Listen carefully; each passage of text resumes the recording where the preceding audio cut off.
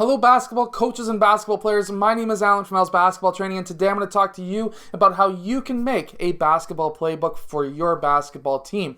Now, depending on the level that you're coaching, it's going to be basically coming down to how many plays you want to run and the simplicity of those plays.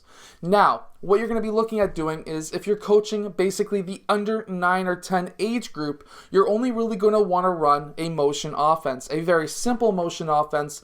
And the reason why you're going to want to run this is because you're basically doing the same sets over and over again. It's allowing the defense, or not the defense, the offensive players, your players, to spread out, because what happens at that age group is they tend to clump together into a ball saying, pass the ball, I want the ball, I want to score. And really, when there's 10 players clumped into a ball, there's not much happening. So, with something like a 5-out or a 3-out, 2-in motion offense, they're going to be able to spread out. And also, they're going to be able to now learn how to screen away, screen for, set a screen for players in general. Depending on where you are in the world, you're allowed to set screens. I've heard comments and stuff from coaches from Europe and also Australia saying that players are not allowed to set screens until they get into high school. Personally, that blows my mind, but things like that, I guess, are rules around the world. At least here in North America, as far as I've seen, that's not a rule. So, from there, basically, what you're looking at doing is teaching your players how to run basketball when they're not having the basketball in their hands. So being able to screen away for a player who doesn't have a ball and they don't have a ball is now learning to move off ball so that they're able to now, get open and learn how to get open. And, it'll also help you win the game as well. So that's the real main goal. When you win, you tend to have a lot more fun. And then going into the next age group, which is kind of the middle school kind of area, the 11 to 14 age group.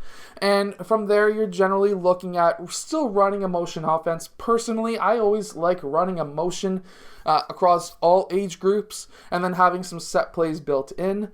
So have a 3-out, 2-in motion or a 5-out or triangle motion, whatever it may be.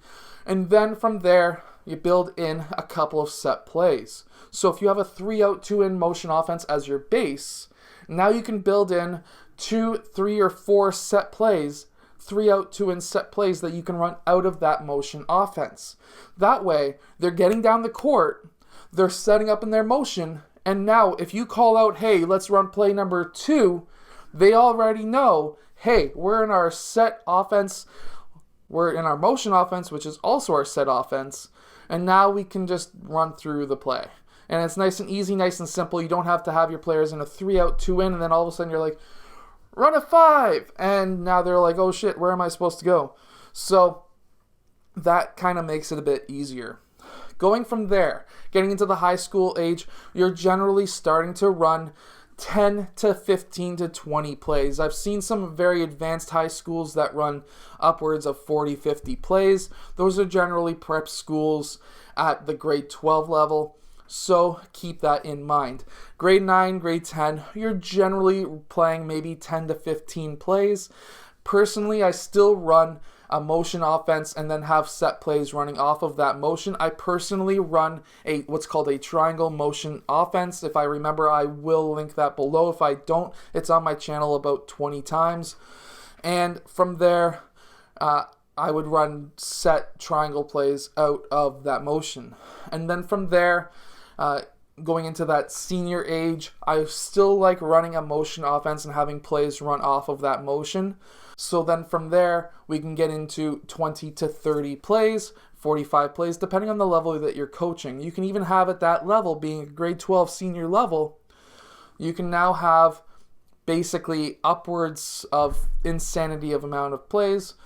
But again, remembering what your team is good at, which is what I'm going to get into next. What I'm getting into next is knowing your team. If you have a team that's built on shooters, now you might want to be running plays that might be cutting baseline, swinging the ball around the perimeter, and being able to hit them up on that other side of the court. So you could set up a 3-out, 2-in against a man-to-man, have your 2 post players set a staggered screen on the wing player on this side, he can then cut baseline using both of those players as screens, pop out on the other side. Meanwhile, you now have the ball swinging around. Your point guard might be dribbling over to where he started. The wing player on this side now moves over, and then you can swing the ball over to him for a three-point shot. Something like that. Now, going from there, you can now look at your team and say, oh, I've got a lot of big players. At the younger age, I might want to play a box offense, where now you've got your post players up at the elbows, your guards down the block, they screen down to the block, those guards pop out, you're hoping for a switch, and then from there, you can get the ball into the post on a mismatch for an easy layup. I hope that this video has helped you kind of figure out and find plays, or maybe even figure out the number of plays that you want to run with your team. If it does, let us know in the comment section below. I would love to hear from you. If you think that I have missed anything, again, comment below. If I have, I'll make another video on it, and I'll see you guys again later on today for the second video of the day.